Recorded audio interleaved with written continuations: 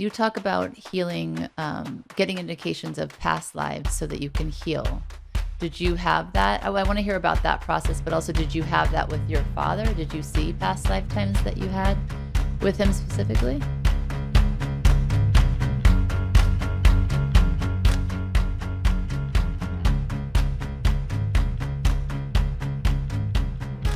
Welcome to Spiritually Hungry. We are so excited to have our guest join us today. Let's welcome Ainslie MacLeod.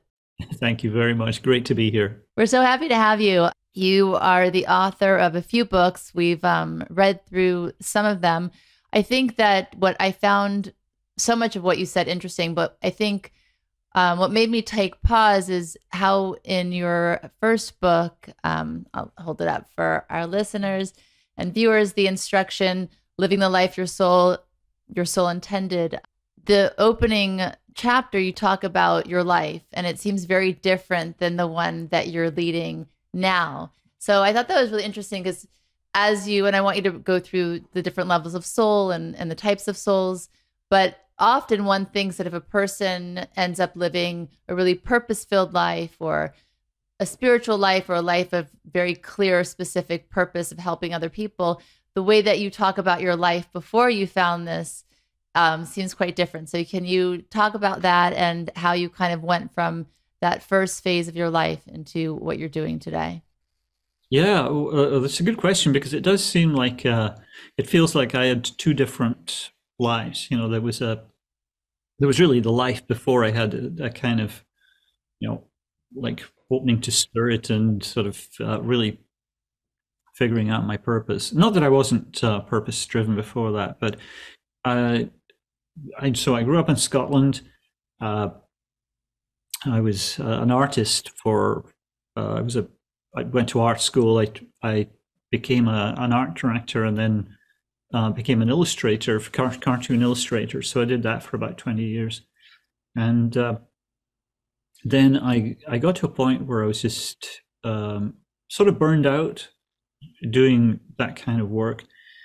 And I'd always been interested in, oh, not always. I was an atheist for most of my life, but I was an atheist who also was fascinated by psychics, and I'd had a lot of interactions with psychics from probably about my late 20s.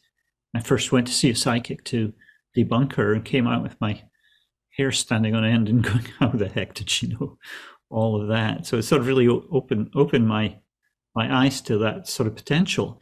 I didn't do anything with it for quite a few years. And then I had a major life change. So we're like a big, breakup. And I relocated. At that point, I'd moved to the States and I was on the East Coast and then moved to the West Coast just for convenience because an apartment came up.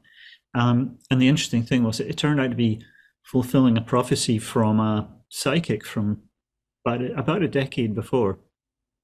And she told me that I would end up in California. And sorry, it was a he. It was this guy in Brighton in England. He told me that I would end up in California and there's nothing I could do about it.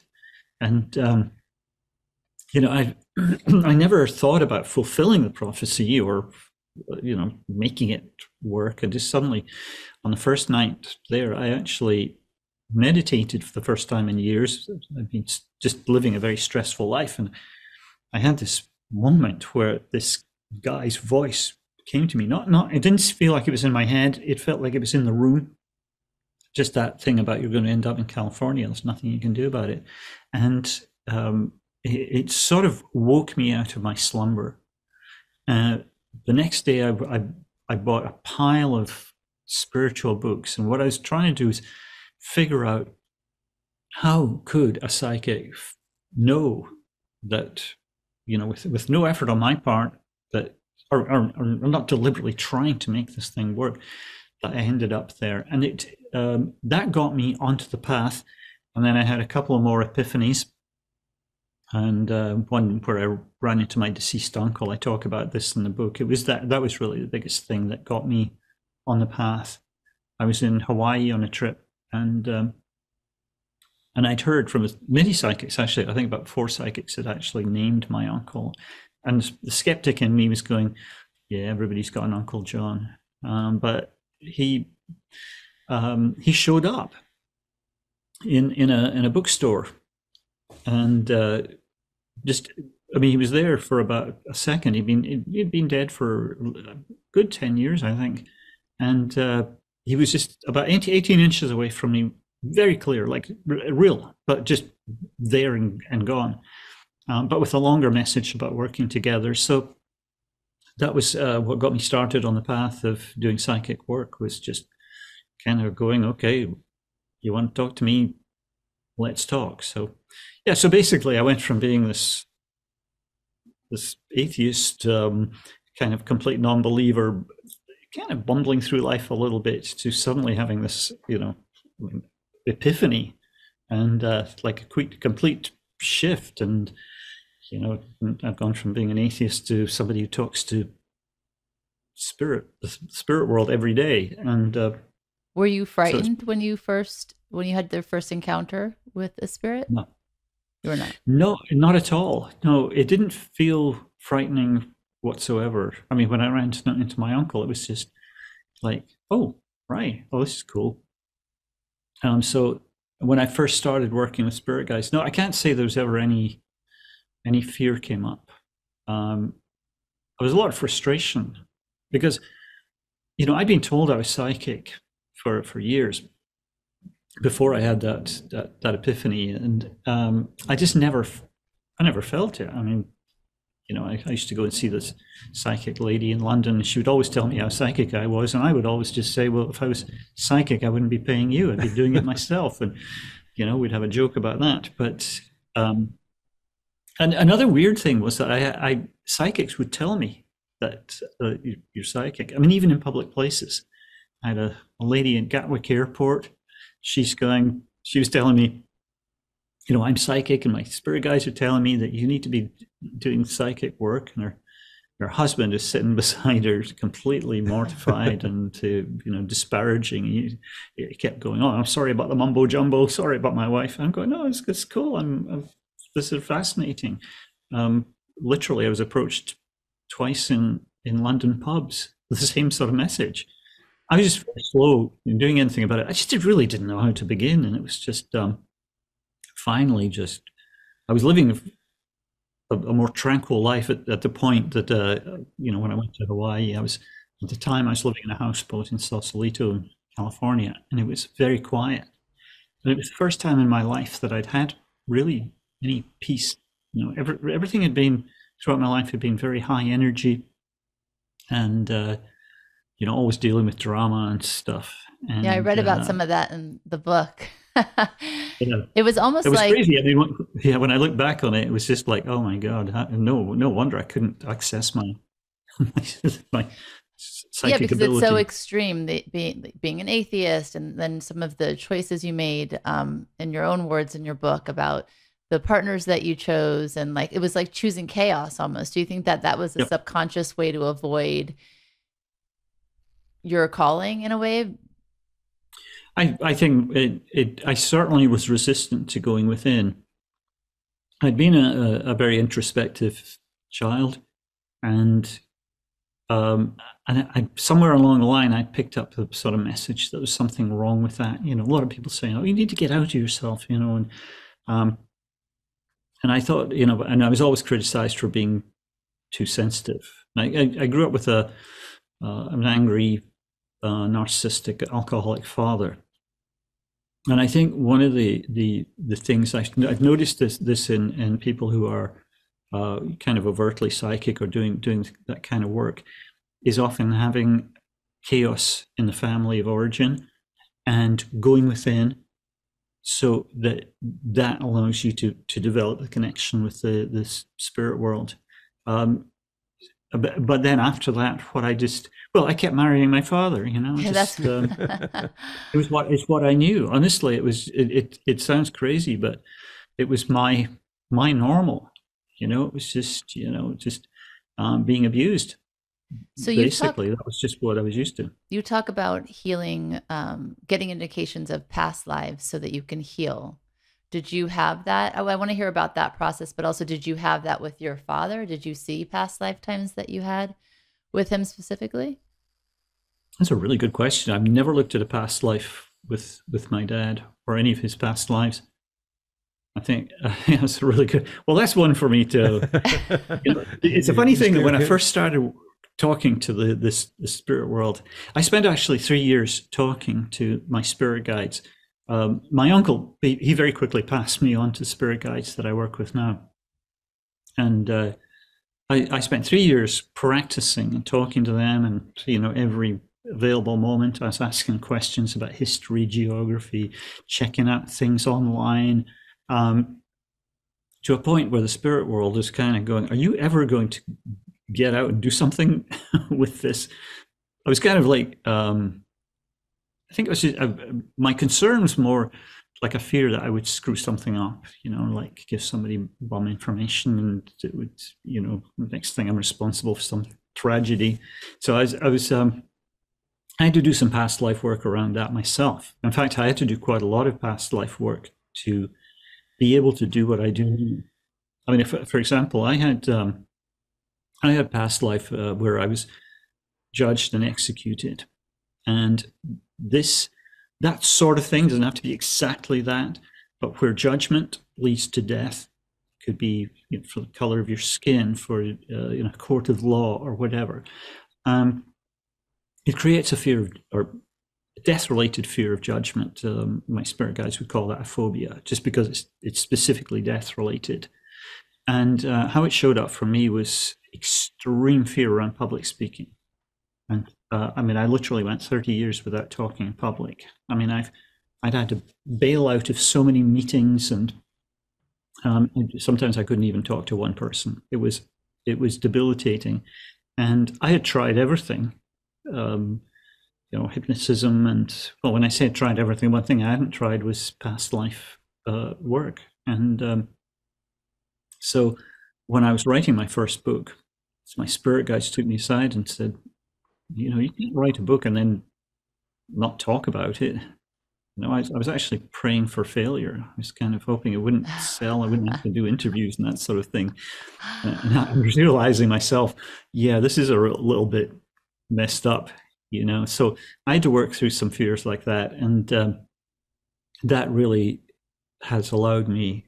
I mean, the incredible healing you get from doing past life work is amazing. I mean, it's just, I see it all the time in people I work with. So you talked about that your uncle was your spirit guide. Do you have different ones now, and how do you connect that to them and find them? Number one, and the second part of that question is, how do you find your past lives? I've had personal experiences where I've seen 3 or 4 past lives, maybe 5. And I asked this question about my father specifically, or your father, because it's my father's day of elevation today, actually. And I actually just feel him around. And I've seen lifetimes with him. Once he passed, it became clear, not when he was still living. So I'm curious about that process. Yeah, well, I only worked with my uncle for like a day or two. I can't remember. Maybe it's just a couple of sessions. But he passed me over to the guides. At least my spirit guides morph and change, so I can't say it's exactly the same guides, but they are on the same level.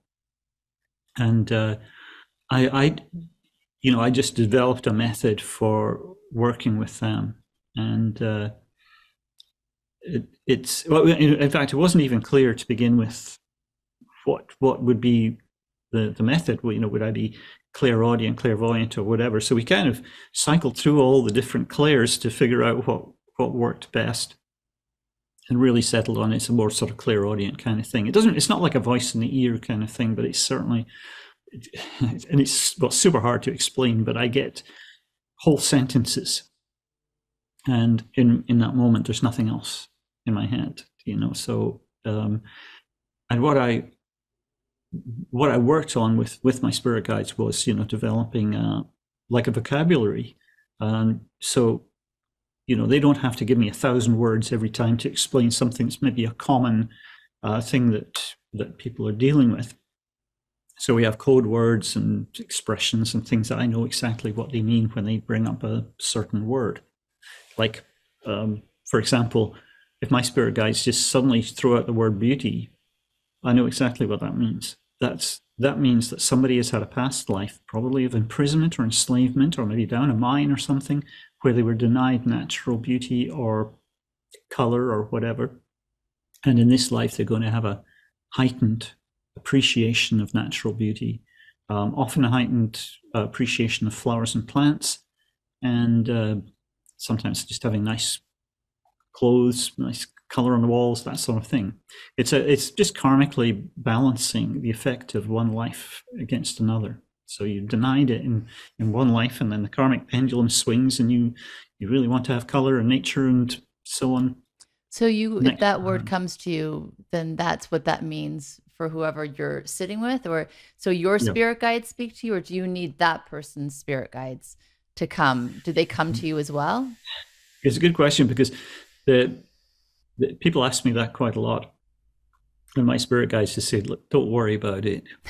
We handle this." Well, what they say is, it's like everything they talk about that happens in spirit, they have to use metaphors, because everything's happening energetically. So these are just convenient terms and ways for us to understand.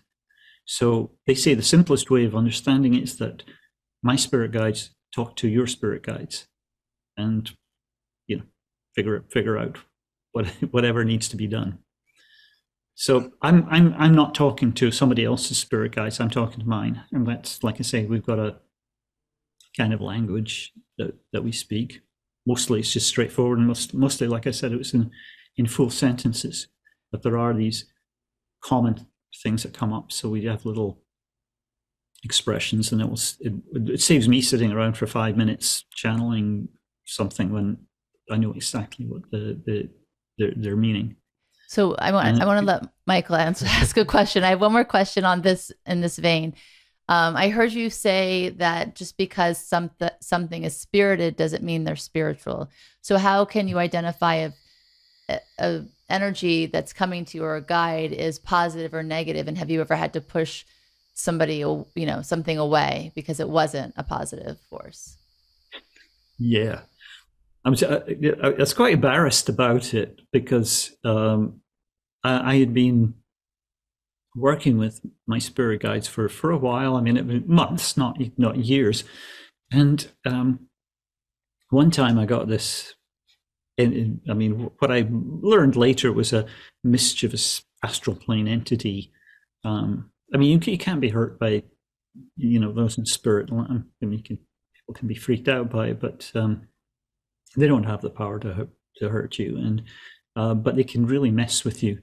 So this spirit guy came in, and so it's just like one morning I sort of like check in, and then this spirit has come in and said, "Oh, I'm the guy. I'm going to be the main guy now," and it's so embarrassing to talk about, because I was quite flattered. "Oh, really? Oh, that's great. I got special treatment or something," and so we got talking. And this spirit guide, which it wasn't a guide at all, but said, "Do you know what a trifecta is?" And I'm going, "No, I've never heard of it." "And do you know what a perfecta is?" And I'm going, "No." I said, "Do you know what a daily double is?" I'm going, "No, I have no idea." Well, it turned out to be horse racing terms, and then this entity goes, "I'm really embarrassed that I fell for it. I need you to take me to the track." I loved going to the track when I've never been to, or never at that point been to horse races. So this spirit wanted to go to the track, and actually went. Thank goodness I left my credit card behind. Deliberately. I was okay. I've got $10 in my pocket. That's all I'm prepared to bet at the track. So my first time there. So I basically get advice from this spirit about horses to choose, which is great. First two horses romped home first and second, and then the third race, I'm going, "Oh, this is great." Bet my last $5 or whatever on this one, and it fell at the first fence or whatever. It was sort of came sort of trotting in like an hour after all the other horses, and I'm kind of going, I feel I've been hoodwinked. And then I realized, I really had. It was like, this is not a spirit guide. But to a bigger point, it is really, it's a matter of discerning the voice. Like it would never happen now because I could tell immediately just from experience. After 25 years, I can tell when I'm talking to my spirit guides, and I really don't get. I can't remember the last time I had interference from the other side, but it happened a lot more back in the very early days. And so I always do a lot of protective work, like making sure my spirit guides are there and protecting me while I do any kind of work, any spiritual work, and that seems to have done the trick. Do you need to ask for permission? I think for a lot of people, I've had clients who say, my spirit guides tell me such and such, and I go, are you sure that they're spirit guides? Like you were saying, quoting me, not everyone in spirit is spiritual. Like to my spirit guides once said, there are jerks on this plane and there are jerks on the astral plane as well. So I want to, when you today hear from the spirit guides, do you have to prepare yourself, or they're just there whenever you call them? What does that process work for like today for you? Yeah, I switch on and off because there's quite a big energy exchange, and so I discovered very, very early on doing this stuff that I had to bring them in and send them away really when I was done. So I'm not dragging that. Sometimes I would finish doing a couple of sessions, go to the coffee shop, and even people would look at me and go, "Are you okay?" And I go, "Oh yeah, I need to switch my spirit guides off. I'm still, halfway between this plane and the other." So what I do is every morning I have a little ritual I go through with my spirit guides where I ask for protection. I ask for them to, make sure that every bit of information is for the highest possible good and for everybody concerned, and keep any of those, mischievous entities away from me. And then before each session, I always make sure, I bring the spirit guides in and make sure that they acknowledge the person I'm about to work with, that we are suitable for each other, that there's no blocks or anything, and and again, more requests for protection and to ensure the information is accurate. Have you ever turned anybody away once you started to work with them or read them? Did you ever have to? Yeah, I've had a few of those.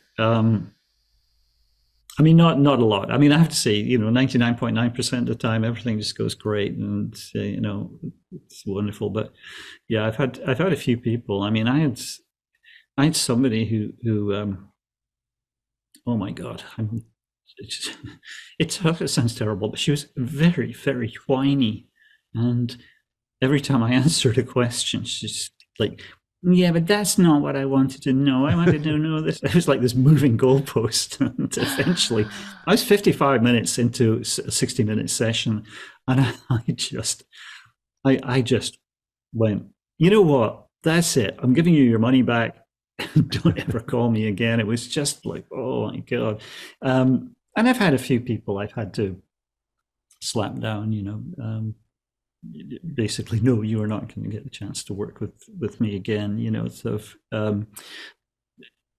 but very, very few and far between. But sometimes people have like a mental illness, or in fact, one thing I noticed was hasn't happened for a long time, but several times where I'd be about to work with somebody and the spirit guides could go, "Look, give it 2 weeks," and I go, well, it happened enough that I would be able to say to somebody, "Have you just changed your meds?" And they go, "Oh yeah." "How'd you know?" It's like, well, we need to give it a couple of weeks for something to settle in. And there are certainly times when, well, one that happened, it's probably about a year ago now, where I usually check at the beginning of every week. I usually go through with whoever's on the calendar, make sure I can work with them. And I forgot to do it. And started talking to this young woman, and I said, okay, well, let's make sure the guides acknowledge you. And they said, absolutely can't work with her. Just, it's not supported. And of course, then there's nothing I can do. I mean, I'm just the messenger. So, so I told her, I said, oh, I'm really sorry. I'll just give you a refund. And apparently, we're just not supported in working together. That was all. She went absolutely ballistic. Not only is she going nuts and telling me this is the most unprofessional thing she's ever come across in her entire life, her mother gets involved, and she's kind of like, she's calling or texting or emailing, and this is outrageous. My daughter and I are furious, and it was like, I think you two are making the point. I think maybe this is why the spirit guides didn't want us working together. It probably scared her, like, what's wrong with me that I can't see into, Yeah. which is a human response. It is, and what I've always said to somebody when this happens, look, this is not a sign of any bad news. Right. It's not like they can't read you because you're going to die in a horrible fiery car crash tomorrow or something. It's just usually incompatibility. Right.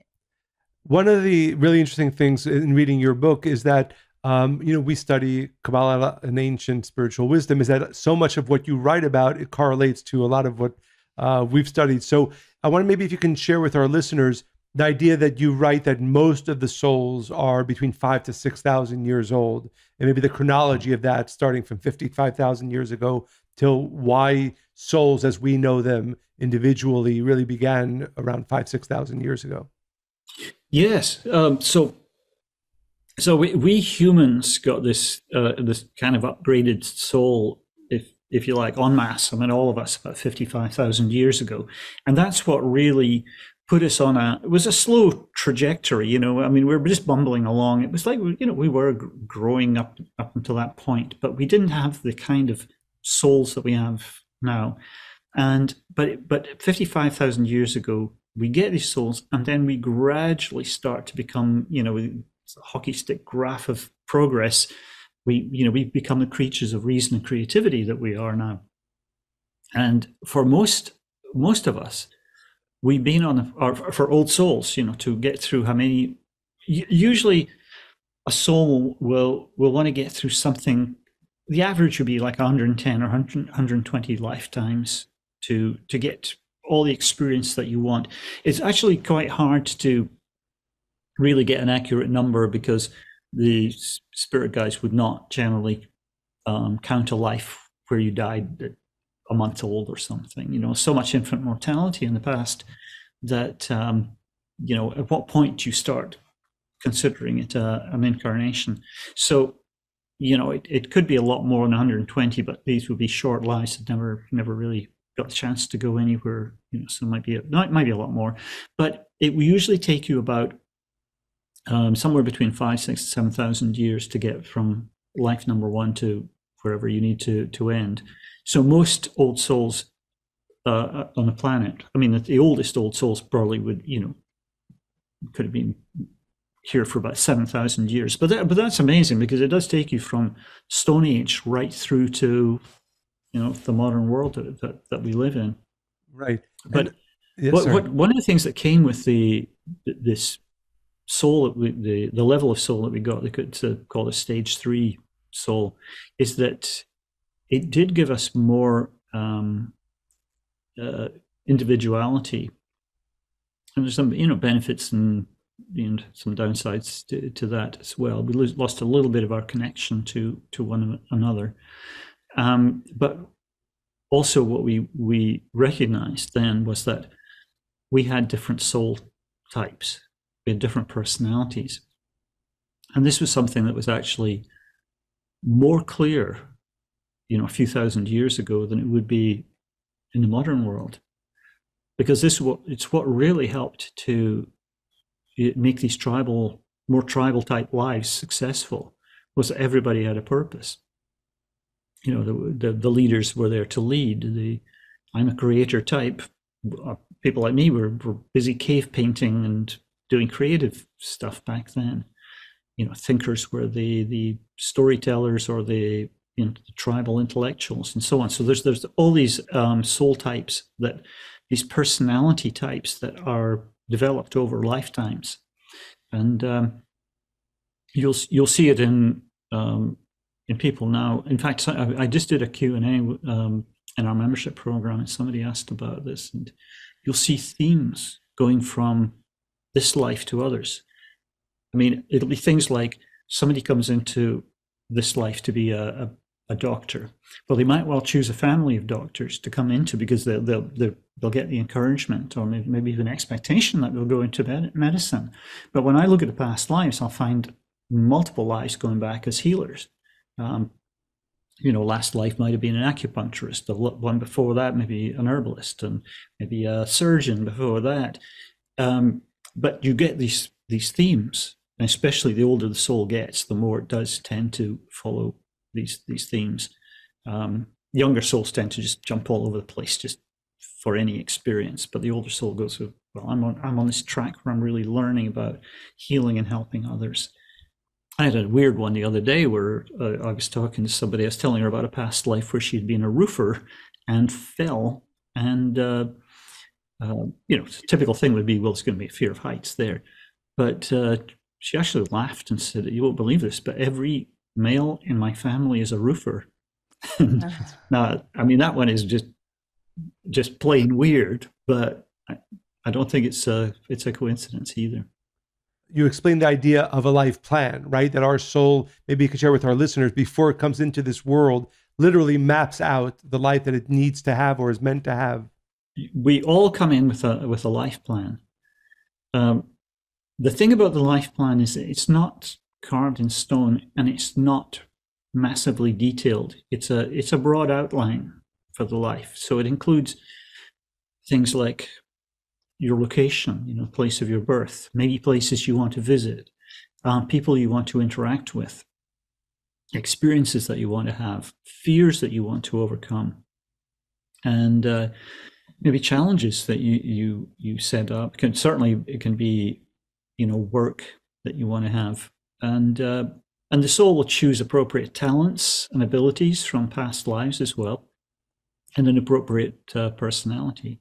In my last book, the Old Soul's Guidebook, I have a section.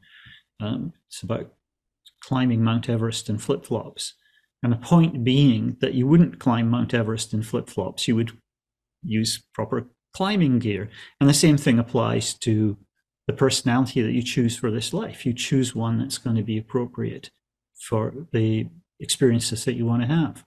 So, you wouldn't. If you wanted to be a professional boxer, you wouldn't choose to be a nurturing caregiver soul type. I mean, it'd be totally inappropriate for the journey ahead.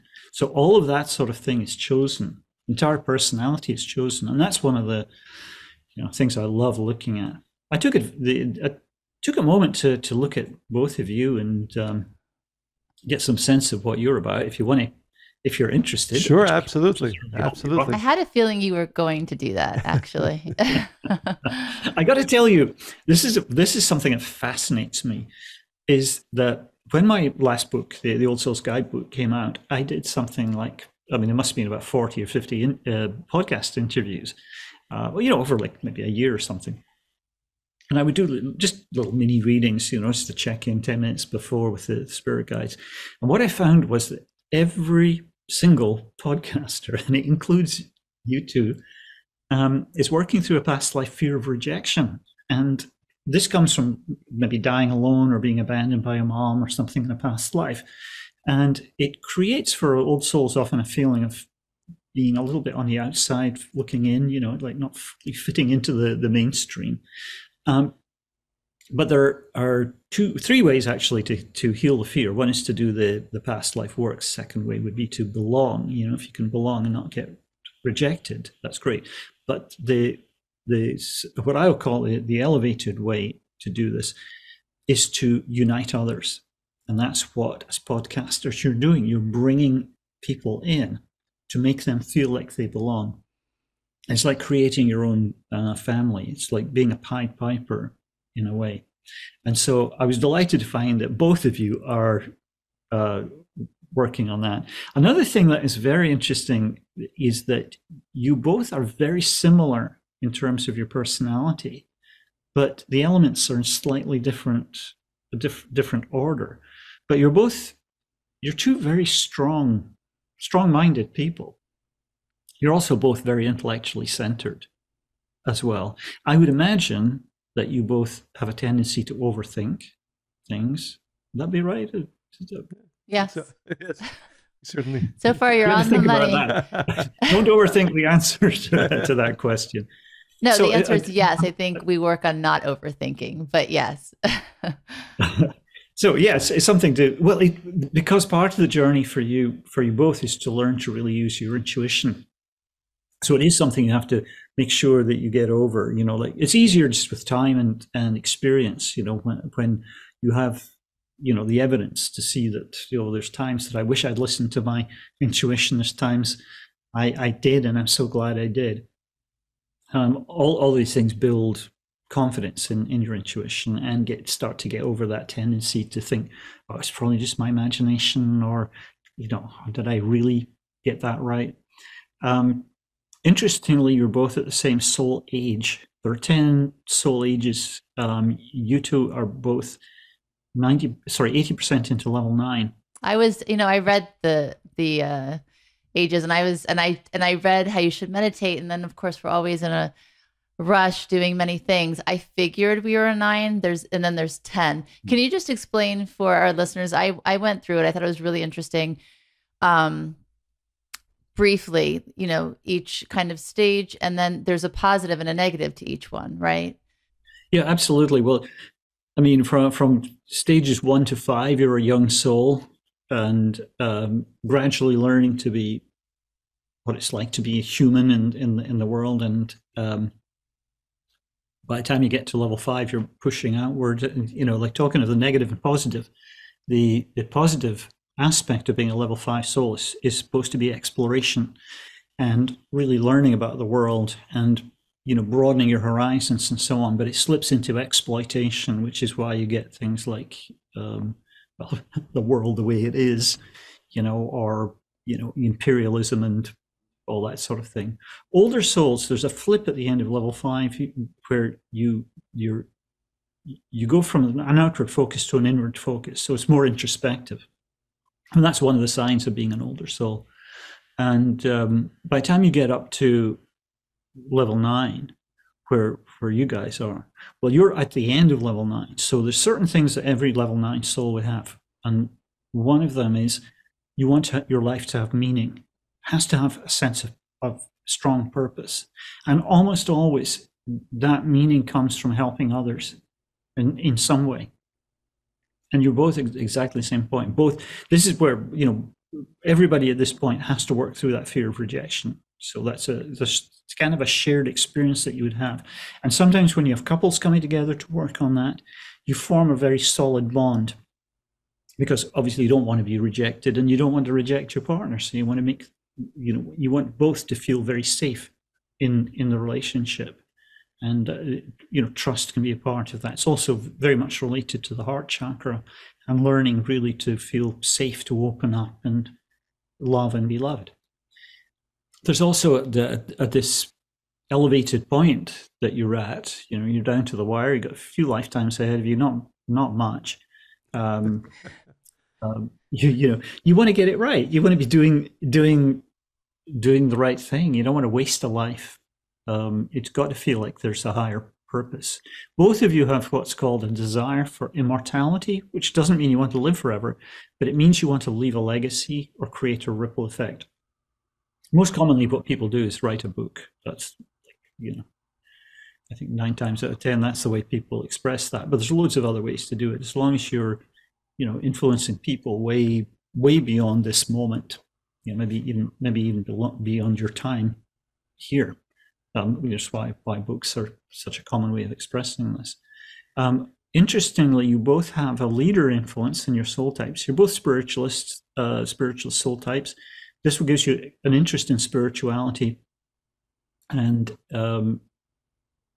and really wanting to make, again, sort of, I often use the same terms to describe both level 9 and the spiritualist soul type, meaning, purpose, and so on. So it often, on a very practical level, is to prevent you from just taking any old job and just go, well, I don't like my job, but at least I get paid.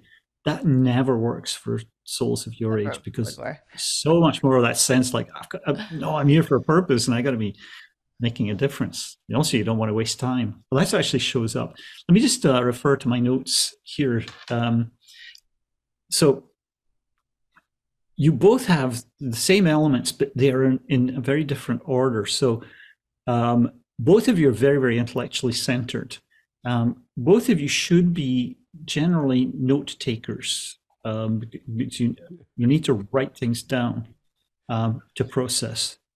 And when I'm talking to it, I'm doing a session with people like you, people that have this, super intellectual aspect to them. I often joke about how they should at the end have about 20 pages of notes. And if they don't, sit them back down and figure out what the problem is. I joke about how they turn up at my live events and I can spot them in the audience because they look like court stenographers writing down everything that I say. But it's just like, it's how you're meant to process. So journaling, super important for both of you. You both have a leader in you, which is interesting. So you will, you're both, the reason for choosing a leader at this soul age, you've obviously had lifetimes as a leader. It could be, lead a corporation, or you could lead an army. I mean, it's just anything. You could be a band leader or whatever, but you have to learn to use your authority. And the interesting thing is that it can sometimes cause a butting of heads, but more often than not, it creates a sense of shared goals, because this aspect of you is that you both have is about goals and achieving things. I actually call it Viagra for the soul, choosing this, because if you get to an old soul, there's this thing called old soul fatigue. It's like, oh God, I've been around the block so many times, and here I am back on Earth. Oh God, I don't feel like doing anything. And this helps to sort of get that energy back to do things. Both of you have the creator and performer in there as well. A lot of need for creative thought, a huge need for autonomy for both of you. It looks like for both of you, freedom, personal freedom, that sort of thing is going to be really, really important. You have a lot of the characteristics that I would see in people who are self-employed. You've got the don't fence me in, don't tell me what to do thing. And you just need the opportunity for personal freedom and finding your own way to achieve whatever goals. Last thing you want to do is have somebody control you or tell you what to do. I've got a past life.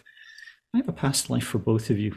So again, I'm going to have to refer to my notes here. So Monica, you were, there was 2 major lessons related to this past life. One was about that desire for immortality, because there's something here about you didn't get the chance to do all that you were meant to do. And the other thing is about being you. Now, that's a typical, it's not an uncommon thing to have as a goal, to really be yourself in this life. But the reason for you wanting to be yourself is astonishing. So this past life was in Germany. From the context I was getting, it looks like 20th century. You were raised as a boy. You had parents who wanted a boy, but you were actually a girl. And it got to a point where, like, there was so much friction here. And I'm surprised it didn't happen earlier, but you were 20 years old when you just went, this is ridiculous. And you went off to Leipzig, I think they said it was.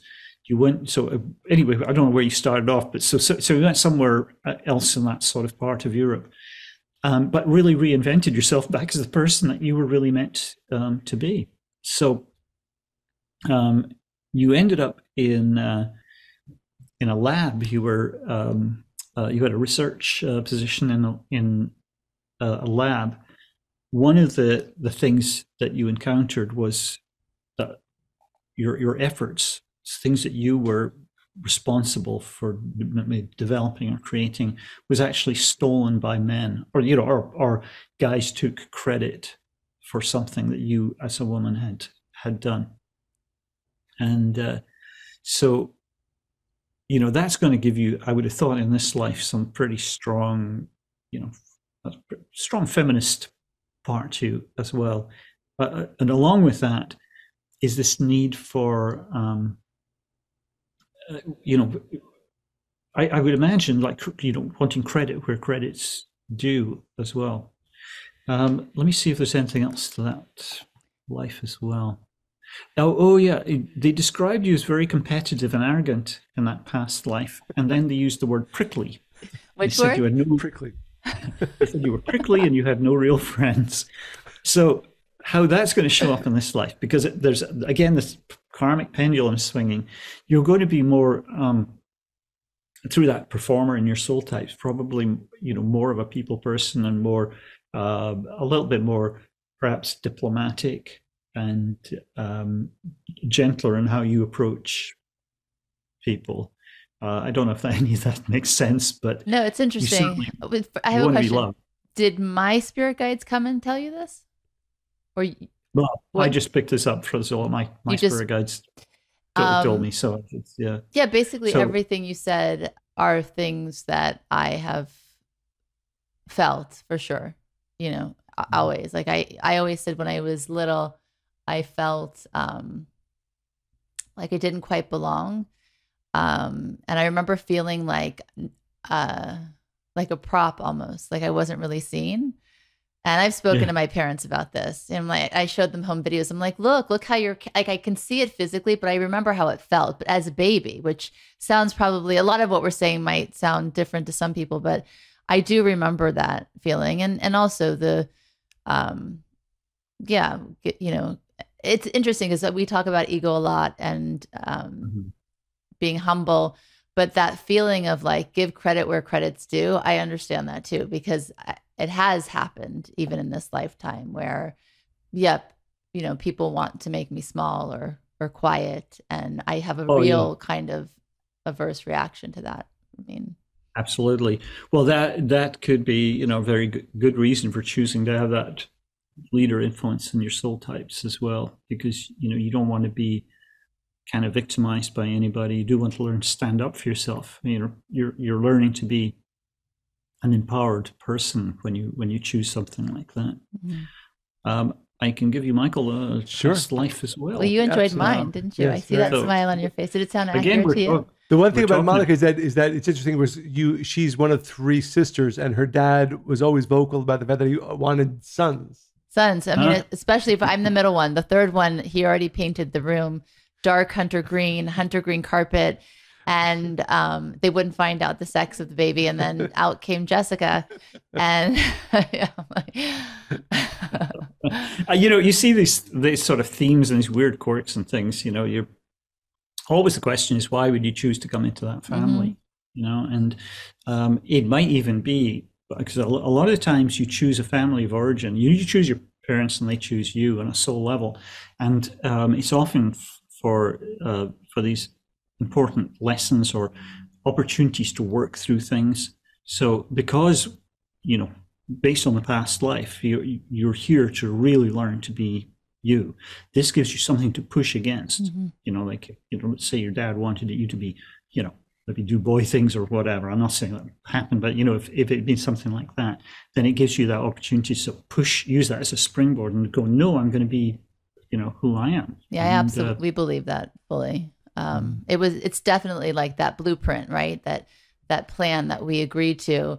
You choose a family. I come from a Middle Eastern family with a lot of, strong opinions about roles, female, male. There's a lot of that, and it makes sense. Yeah. And I always pushed against it. I mean, hard though.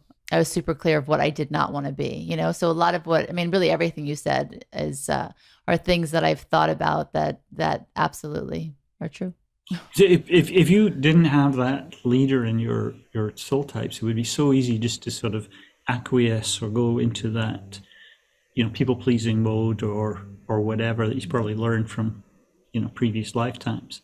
This is really to sort of make sure you go, no, I'm going to be me. I'm going to do my thing. That's interesting. And that's probably why some people, maybe if a newer soul, right, will feel held down or be a victim about it, or just be sad and not feel like they have any free will or ability to be something else. A victim of circumstance, and this is just the way it is, or whatever. Yeah, but we've all got the ability to really change our circumstances, and that's the thing about the life plan. It's we're not helpless victims of this life plan. We can shape it, and we can work with it and adapt it, and so on. We're meant to use free will, and to do that. So, Michael, let's have a look at your past life. Both of you seem to have a thing about Northern Europe. I guess, is Portugal still considered Northern Europe? Anyway, Portugal. The first thing the guys talked about was you had a very difficult childhood with your father. He was physically violent, beaten a lot by your father. You were meant to be a doctor, and this is one of the classic sort of thing, coming into a family where either they were in the medical profession, or maybe they just wanted a son who was a doctor. You, in this life, and again, this is fairly recent, this life before this, I'm sure, you wanted to actually get out into the world and make a difference a lot quicker. So you got involved in some sort of program. I don't know if it was through a church or whatever it was, but you ended up almost like a sort of mission type situation, going to South and Central America. I'd imagine being, Portuguese, probably went to Brazil, but I know also the guides mentioned Central America as well.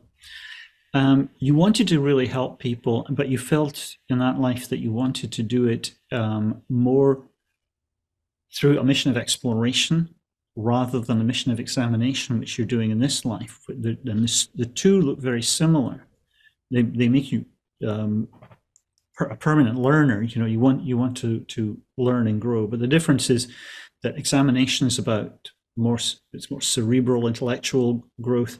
Exploration is about getting out, hands-on, empirical experience of the world. So that you traveled, you were experiencing new things, new places. The problem was you developed malaria. You had multiple bouts of malaria, and then one bout killed you. You didn't survive. So this has created a sense of unfinished business that your soul feels like it needs to do a lot in this life to make up for the lost time. And it doesn't mean that you have to go back to South and Central America to do anything. It's not about repeating the exact experiences, but what it will do is give you an increased need for growth, especially through the mission of examination. So intellectual growth. An interesting thing about what you've both chosen, but particularly how it shows up with you, Michael, is the thinker-educator combination is the part that makes you very intellectual. It's going to push you to both be a learner, but also a teacher. You have to, well, both of you to some extent will be doing this, imparting knowledge. You can't hold it all in. It's not all just about, your personal development. It's also about how do you help other people? How do you make a difference to their lives as well? There was something else that was showing up with you, Michael, and I just kind of lost it. Sorry, just 1 second. Senior moment. It was related to the thinker educator. Oh, yes. One of the intentions for this life is to spend a lot of time reading. And this helps to make learning enjoyable, but it also helps to focus on the written word. And so, I have ADHD, and I have a thinker in me, but I don't have that combination. And I mean, I'll look at a contract, and by line 2, I'm losing it. I can't focus. What you've set up by the choices that you made is to make sure that you can focus on the detail.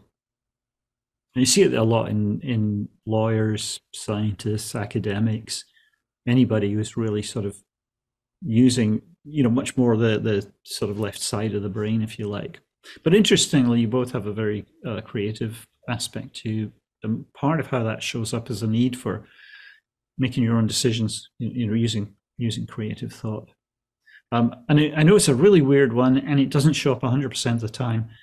But what I have noticed when people die in a past life from something like malaria or anywhere where there's a fever, they tend to get very hot and cold at night. They swing between throwing the blankets off and pulling them back on. So I don't know if you have that. Yes, no, I get, yes, yeah, he has that. Yes. I also think I thought it was just that maybe I am a bit of a masochist. Like I don't mind pain, or I almost find it, I'm gonna make myself sound super weird, but I have a high threshold for pain. And you really are so opposite of that. Like you'll avoid pain no matter what, but maybe it's because of this. Absolutely. No, it resonates a lot. Like you really, really like anything that slightly might hurt a little bit, he'll avoid. So based on what you're saying, it really is true. I see it in him a lot. And he gets very like inward when he even thinks about something painful. Like he becomes almost childlike, I'd say. But not by something you do, but to me, something like that would probably go back to an experience of torture in a past life. Pain being imposed on you, and it's going to, of course, again, the karmic pendulum. You're going to try to avoid pain in this life. You would know that you've been tortured because you would have a strong, that really strong, don't tell me what to do, don't control me, kind of thing. Or any feeling of being restrained or trapped. There was an incredible story. Do we have time for me to share a story about that?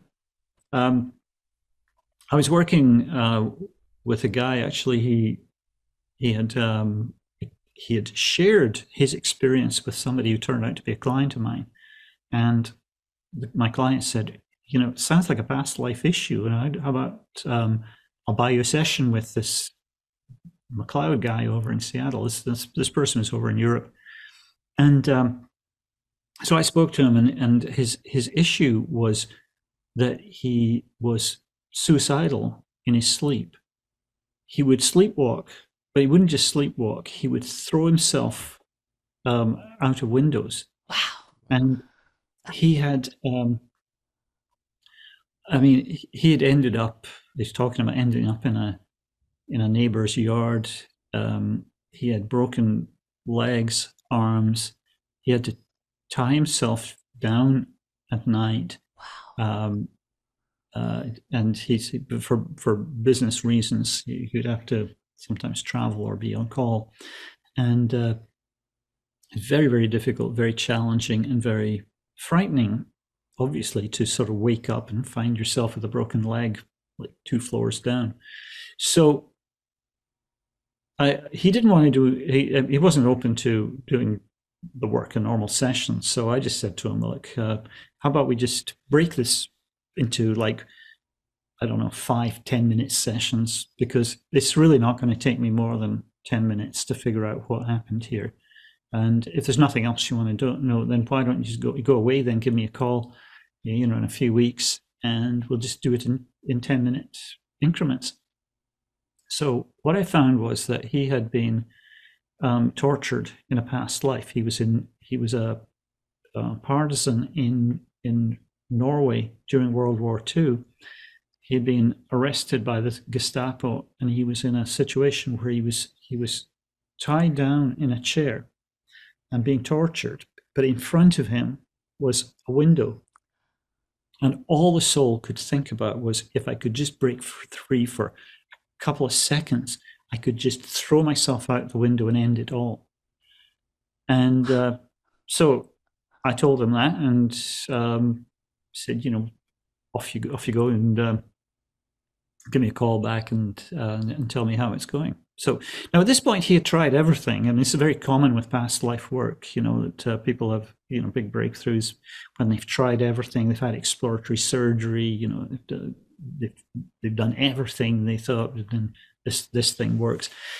So he, you know, the doctors were looking at a neurological thing. He thought it might be this, it might be that. He tried everything. He came back to me about a month later, I think, and he said, "I'm 90% better." Or was it 80% or 90%? He's a scientific person, so he had kept meticulous records of you know, of every incident and so on, for, you know, going back to childhood. So he said, let's say it was 80% better, and I just went, okay, well, that's good. It's not perfect, so let's do a little bit more work around it. And I found a couple more details and sent him off. And next time I talked to him, he said he doesn't even keep a record anymore because it just doesn't happen. Wow. Wow. And this is very typical of, I mean, it's quite a dramatic story, but it's very typical of how the principles work, because the problem is that the soul doesn't die between lives. So your soul is always on life number one, even if you're on life 110. So it can't separate out but past lives very easily on its own. It has to be reminded. And the way it works is that if you find out what a past life is, you know, when I'm working with somebody, I just tell them because I'm in the zone, and I have no patience for regressions. You know, like when I first started doing this work, and I'd have somebody lying there going, "Oh, I think I see a house. I think I see a tree," and it's like, "Oh God, beat me up." You know, can't be doing that. I'm way too impatient for that sort of thing. So I just tell people, well, this happened to you and that happened to you. And then they'd come back and go, oh my gosh, you know, my psoriasis is healed up, or I no longer have that fear of claustrophobia, or whatever it was. And all it is that the soul has to be reminded that was then and this was now. This is now. And but you have to have enough detail that's accurate. You can't just say to the soul, well, oh, you got a problem? That was then. This is now. It won't know what to do with it. Like, you know, but if you start giving it a few just hints, like, you know, Portugal, Central America, malaria, it starts to go, oh yeah, remember that one. And then just by doing that, it's like it releases the fears. It's so interesting. From that past life. There was two things. A woman we knew, she would wake up every night and she would eat. She would open the fridge, the cupboards, eat, and she'd wake up in the morning with chocolate all over her mouth and her shirt. And nobody wants that, right? You're not even enjoying anything you're eating. So then they started to lock the cabinets, and they'd hear her shaking them in the night, right, in her sleep. So I'm sure that is something past life related. But it made me think about starvation. Yes. Yeah. Like eating disorders, right? I had anorexia in this life, and I did get an indication in two people in different readings told me I starved to death in one of my lifetimes. But I wondered, anyway, yeah, I think exactly, I'm agreeing with you. I think they're all different kind of clues, right, to direct us of where we need to go or what we need to let go of, right? Absolutely. And honestly, you know, once you recognize that there's a system behind all of this, you know, I describe it in my books, that you can figure out for yourself what fears you're dealing with, and then know what to look for. You can even do your own past life regression, and you know, once you see the system, it's actually very, very simple. I mean, there are 10 fears, and then there's 10 phobias that are these death-related fears, and I did want to just go back to one thing, Michael, and this is just a very general statement, and I'm not reading you here. It's just that when people have had a mosquito bite or a snake bite or spider bite in a past life, they tend to have a discomfort with having blood drawn or any kind of puncturing the skin. Yep, that's true. Bingo, ding, ding, ding, ding. You can't tell you how, I mean, it's comical for me because it's, again, his reaction is not, it's not who he is, right? His demeanor today, his nature today is so strong. But these kinds of things, like, yeah, completely. Yes. Yeah, I came across as a client we were talking about her daughter, and I said, "Oh, you know, your daughter was, I can't remember if it was a snake or a spider, but there's a puncturing of the skin." And I said, "Does she have a fear around, you know, having blood drawn or vaccinations or whatever?" And the mum said, even as a little baby, getting her first shot, she would just pass out. And it was all going back to that past life of having had the bite. You know, fascinating. There's so much. I mean, I've often said it at live events and other places. I don't believe there's anything about we humans that isn't past life related. And I always say to people, challenge me, you know, throw out things, anything about human beings. I think that everything is related to past lives. You know, who you are, your fears, your concerns, all your talents are past lives. I mean, really everything about you is past life related.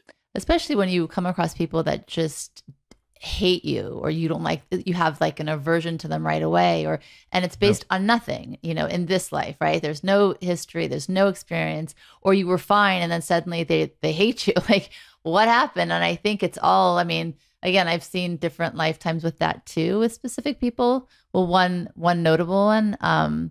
And once I got the story, I couldn't even be upset about the situation in this life, because I knew there was going to be growth in it for me if I was able to see it that way.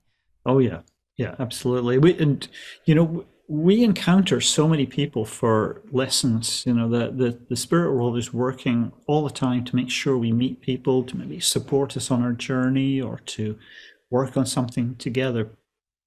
Again, I think it's one of these things. I think if we were more aware of, you know, how things like reincarnation work, we probably, I think we would value certain relationships more, and we would also avoid certain ones more, especially those ones where you get that spidey sense. That's your intuition, the voice of your spirit guides telling you, maybe I don't feel really good about this person. And how often do we have that negative feeling, and then we override it intellectually? We go, well, I'm sure they're fine. And then 6 months down the line, you go, oh God, I wish I'd listened to my intuition. This person's a monster, you know? So, Well, that's a tricky thing, because I really do trust my intuition and I do hear it, and I keep hearing it more and more. But then the spiritual part of me is like, okay, even though I'm not feeling great about this person, they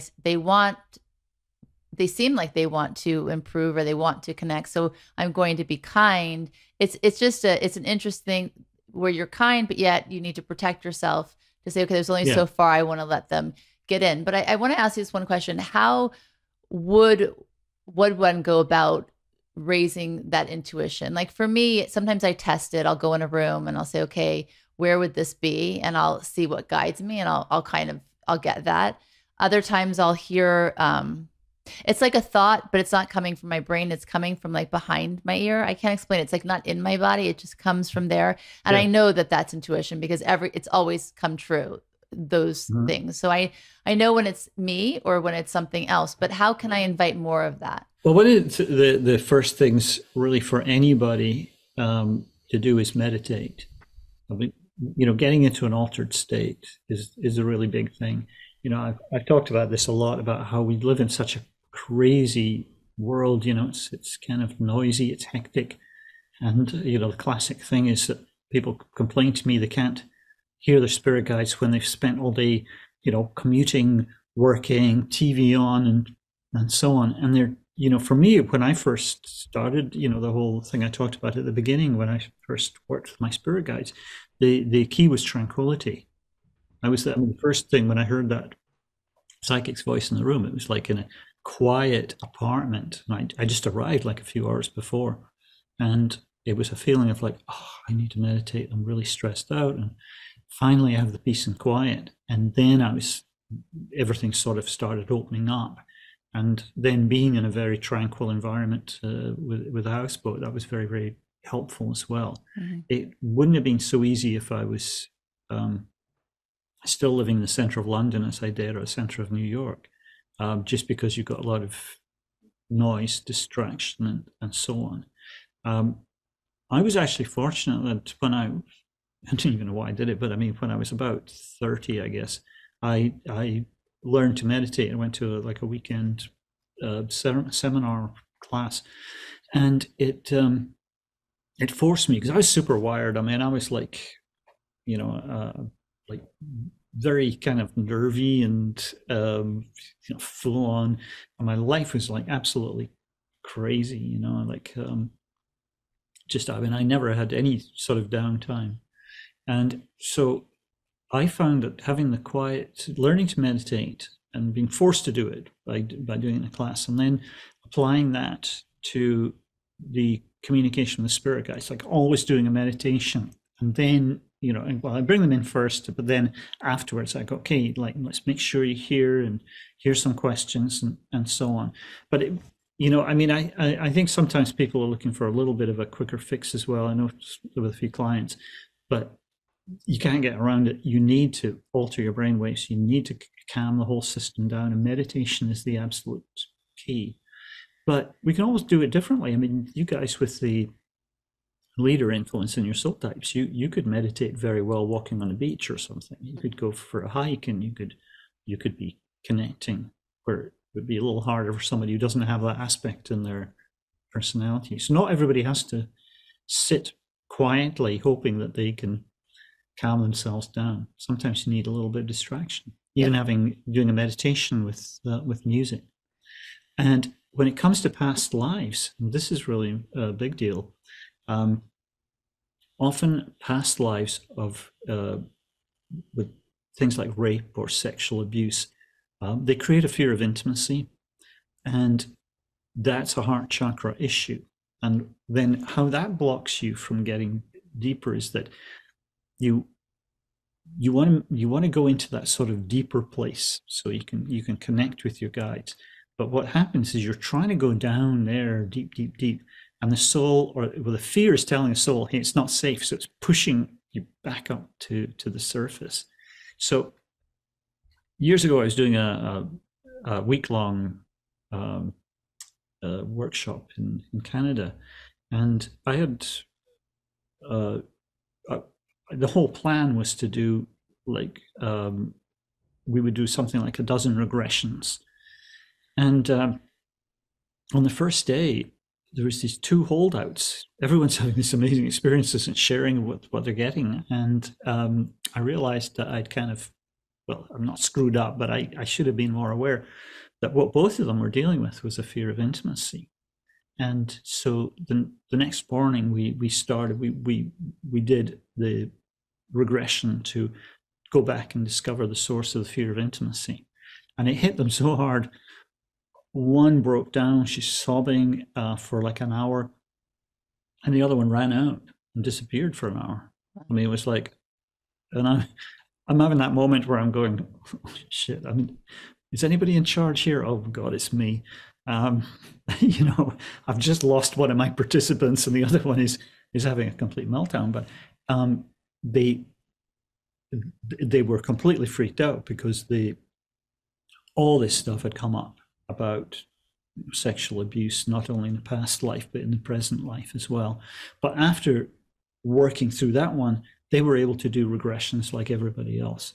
So I think it's an important thing. If there is a fear of intimacy, a heart chakra issue, then you probably want to take care of that first. And it's going to make every other communication, whether it's regression or just general communication with the spirit world, a lot easier. Very fascinating. Yeah. So, I mean, I've learned many things in this interview. Thank you so much for your time. I really appreciate it. It's been a pleasure. Well, thank you so much. Thank you for having me on the show. I really appreciate it. I always love just having the opportunity to talk about this. You can probably guess that I love my work, and I find it endlessly fascinating, and I love sharing it with other people. So thank you for giving me the opportunity. Thank you. Thank you.